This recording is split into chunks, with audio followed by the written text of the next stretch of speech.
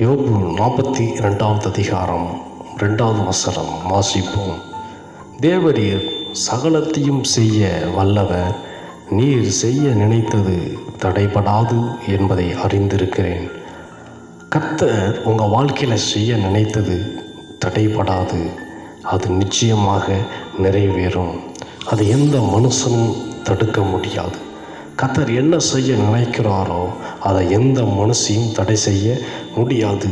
உங்கள் வாழ்க்கையில் ஆண்டவர் ஆசீர்வாதங்களை கொடுப்பார். ஆமென். வசனம் சொல்கிறது, தேவரீர் சகலத்தையும் செய்ய வல்லவர் என்பதை. அவரால் எல்லாமே செய்ய முடியும்.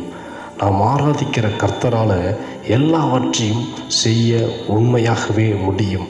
அவர்தான் வானம் பூமி நாம் பார்க்குற எல்லாவற்றையும் உண்டாக்கினது கர்த்தர் ஒருவர் மாத்திரமே. ஆமென்.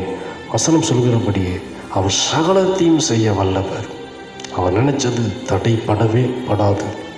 ஒருவேளை நீங்கள் நினைச்சது சில காரியங்கள் தடைப்பட்டிருக்கலாம். நீங்கள் பிரயாசப்பட்ட சில காரியங்கள் தடைப்பட்டிருக்கலாம். ஏன் ஆண்டவரே இந்த தடை வருதே அப்படின்ட்டு நீங்கள் சில நேரத்தில் சோர்ந்து போயிருக்கலாம். ஆனால் கவலைப்படாதீங்க, தைரியமாக இருங்க. அவர் உங்கள் வாழ்க்கையில் வைத்திருக்கிற திட்டங்கள் பெரியது. நம்முடைய கர்த்தர் உங்கள் வாழ்க்கையில் வைத்திருக்கிற அந்த எதிர்கால திட்டம் பெரியதாக இருக்கிறது. ஒவ்வொருத்தரை குறித்து தேவன் ஒரு திட்டம் வைத்திருக்கிறார். அந்த திட்டம் ஏற்ற காலத்தில் நிறைவேறும். ஆமென். சில நேரத்தில் ஏன் இப்படி நடக்குது, ஏன் எனக்கு மட்டும் இந்த உபத்திரம், ஏன் எனக்கு மட்டும் இந்த இழப்புகள், ஏன் எனக்கு மட்டும் இந்த கஷ்டமான பாதை அப்படின்ட்டு சில கேள்விகள் உங்களுக்குள்ள வரலாம். கவலைப்படாதீங்க.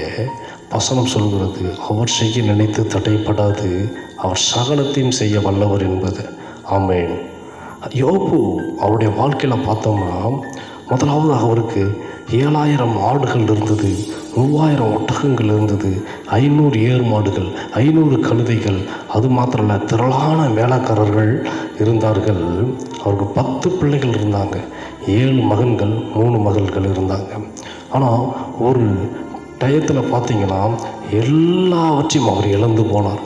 ஆடு மாடு ஒட்டகம் ஏர்மா எல்லாவற்றையும் 10 பிள்ளைகளையும் அவர் இழந்து போனார். சரீரத்திலும் பலவீனம் வந்து விட்டது. கஷ்டம், இருதயத்தில் போராட்டம், எல்லாவற்றும் இழந்தவராக இருந்தார். ஒருவேளை நீங்களும் அப்படிப்பட்ட நிலைமையில் இருக்கலாம், இழந்து போன நிலைமையில் இருக்கலாம், கஷ்டத்தின் பாதையில் இருக்கலாம்.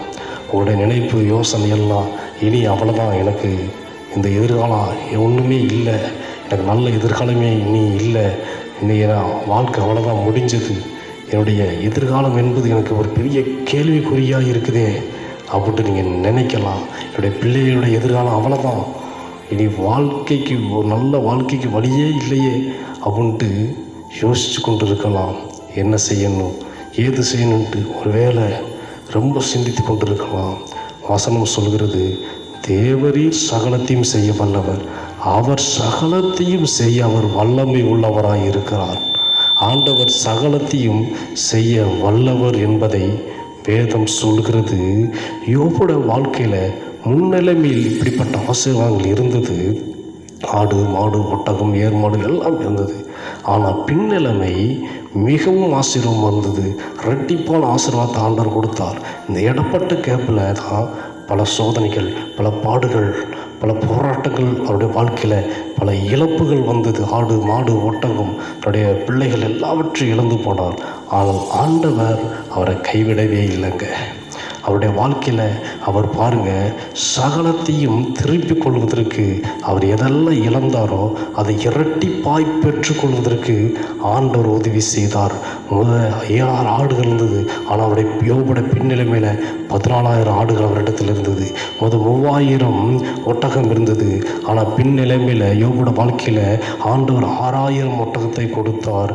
500 ஏர் மாடுகள் இருந்தது, அது 1000 மாறினது. அடுத்து 500 கழுதைகள் இருந்தது, அது 1000 கழுதைகளாய் மாறினது. திரும்பவும் அவருடைய வாழ்க்கையில் ஆண்டவர் 10 பிள்ளைகளை கொடுத்து ஆசீர்வதித்தார். இழந்ததை பெற்றுக்கொள்ள உதவி செய்தார். அதுவும் இரட்டிப்பாய் பெற்றுக்கொள்ள ஆண்டவர் கிருபை செய்தார்.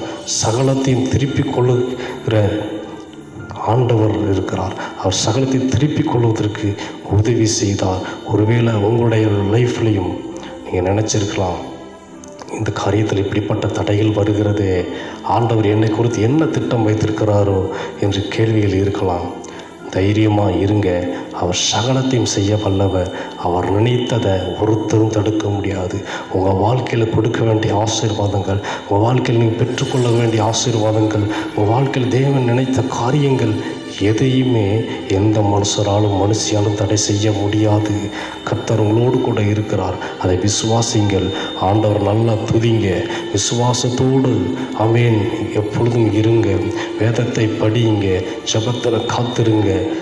வசனம் சொல்கிறது, தேவரே சகலத்தையும் செய்ய வல்லமை உள்ளவர் என்பதை. அப்போ ஆண்டவர் சகலத்தையும் செய்ய வல்லமை உள்ளவர் என்பதை விசுவாசிங்க.